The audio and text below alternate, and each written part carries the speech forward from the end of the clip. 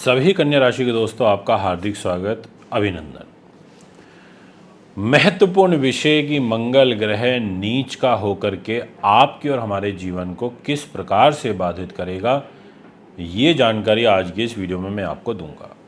इसलिए आपका भी दायित्व तो बनता है कि वीडियो को पूरा सुने, अंत तक सुने, ताकि बहुत कुछ सीखने को और समझने को आपको प्राप्त हो। अब कन्या राशि के स्वामी तो बुध ग्रह होते हैं, और बुध की और मंगल की तो आपस में नहीं जमती। दोनों के ही बीच में 36 का आंकड़ा है, और मंगल ग्रह नीच के होकर ट्रांजिट करेंगे इधर लाभ स्थान में। देख भी रहे होंगे आप, यहाँ मंगल बैठे हुए हैं। अब ये 21 जनवरी तक के लिए बैठे हैं मंगल यहाँ। ऐसा नहीं है कि कोई 10-20 दिन या कुछ दिन के लिए बैठे हैं। इन जनरली तो 42-43 दिन मंगल एक राशि में रहता है, पर इस बार डबल रहेगा क्योंकि वक्री भी होगा। तो अब ऐसे में 21 जनवरी तक जब तक मंगल इधर है लाभ स्थान में नीच का होकर के, और मंगल ये अष्टम भाव का मालिक है मेष राशि का, और मंगल इधर 8 नंबर का वृश्चिक राशि का भी मालिक है।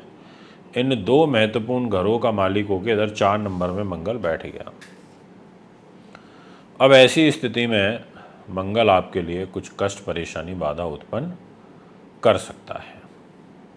क्या कर सकता है वो तो मैं भी आपको बताऊंगा, पर अगर आप ये निम्नलिखित कार्यों में हैं जो मंगल से जुड़े हुए हैं, जैसे इलेक्ट्रिकल इलेक्ट्रॉनिक्स में, ईंट भट्टों का काम कारोबार करते हैं आप, डेंटिस्ट सर्जन हैं आप, या आपके हाल में कोई सर्जरी हुई है, या आपको ब्लड प्रेशर की शिकायत रहती है, या आपको पाइल्स की प्रॉब्लम रहती है, या आप आईआईटी से जुड़े हुए हैं, टेक्निकल एजुकेशन से जुड़े हुए हैं, या आप इंजीनियरिंग की किसी शाखा से जुड़े हुए हैं, तो आपको यहाँ ध्यान तो रखना पड़ेगा। आप विद्युत विभाग में हैं तो भी आपको ध्यान रखना पड़ेगा, क्योंकि मंगल विद्युत विभाग के कारक होते हैं। इसलिए जितने भी अधिकारी हैं विद्युत विभाग में, बड़े अधिकारी हैं, उनको ध्यान रखना पड़ेगा। ये मैं आपको 100% कह देना चाहता हूँ। अब आते हैं फल पर। मंगल दो ऐसे भावों का मालिक है, वो दोनों ही भाव आपके लिए चिंताजनक होते हैं। एक तो वो अष्टम का आयु का है, और दूसरा वो 3rd हाउस का है।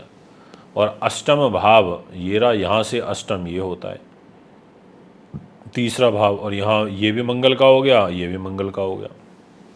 अब ऐसी स्थिति में लाभ के घर में नीच होगा तो निश्चित तौर पर लाभ में ही कमी करेगा, ऐसा राशि इंगित कर रही है। आपको अत्यंत कठिन परिश्रम करना पड़ेगा। आपको कठिन कठिनाइयों के बाद उच्च शिक्षा में प्राप्ति के योग बनेंगे।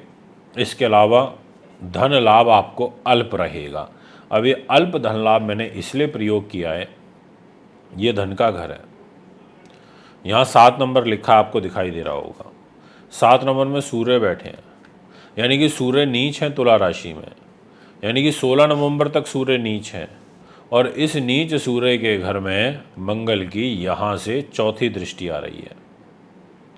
अब 4थी दृष्टि से मंगल देख रहे हैं नीच सूर्य को। इसका मतलब ये हुआ कि मंगल परेशान करेंगे, धन को भी परेशान करेंगे, पारिवारिक मतभेदों को भी बढ़ाएंगे, साथ में उच्च शिक्षा में भी बाधा पहुंचाएंगे, और आपको जितनी उम्मीद थी कि लाभ मिलेगा, टारगेट पूरे होंगे, उस हिसाब से आपको रिजल्ट नहीं मिल पाएंगे। ये मैं आपसे कह देना चाहता हूँ पूर्ण रूप से।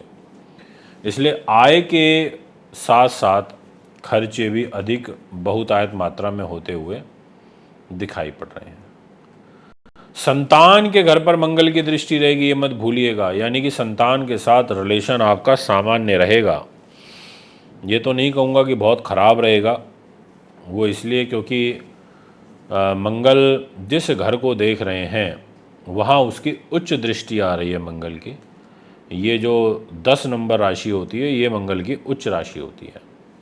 तो अपनी उच्च राशि को देखेगा तो सामान्य स्थिति की तरफ तो ले आएगा, पर आपको बहुत ज़्यादा अकस्मात धन लाभ की ओर अग्रसर नहीं होना चाहिए, या ज़्यादा लालच अपने मन में मत रखिएगा। जितना मिले उसी से संतुष्ट होने की आपको कोशिश करनी चाहिए।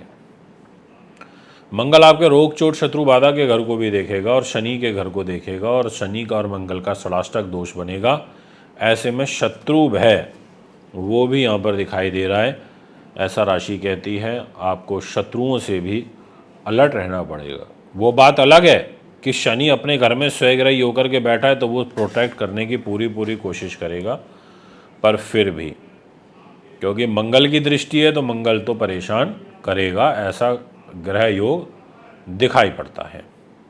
दोस्तों, अब आपसे बात करूंगा मंगल ग्रह के और कुछ विशेष बातों के बारे में, जैसे छोटे भाई बहनों के साथ तनाव होना, लंबी दूरी की यात्राओं से तनाव होना, रेल यात्राओं से तनाव होना, विदेशों से रिलेटेड कार्य में रुकावटें आना, जो जितनी इच्छाएं एक्सपेक्टेशंस थी उसके अकॉर्डिंग काम ना होना, इतना सब आपके कुंडली में ग्रहों के अधीन मुझे यहाँ पर फल दिखाई देते हैं। मंगल का दान करिए, लाल कपड़े मत पहनिएगा, हनुमान चालीसा हनुमान अष्टक का ज़्यादा से ज़्यादा ध्यान करिए, पढ़िए, सुंदरकांड का पाठ करिए, मसूर की दाल का दान करिए मंगलवार के दिन, गुड़ का दान करिए, लाल पुष्प का दान करिए, बूंदी बेसन के लड्डू का दान करिए, सर्दियाँ आ रही हैं लाल कंबल ज़रूरतमंद गरीब लोगों को दान करिए। ये सब उपाय आपके लिए बहुत अच्छे रहेंगे, आप करके देखिए, लाभ मिलेगा।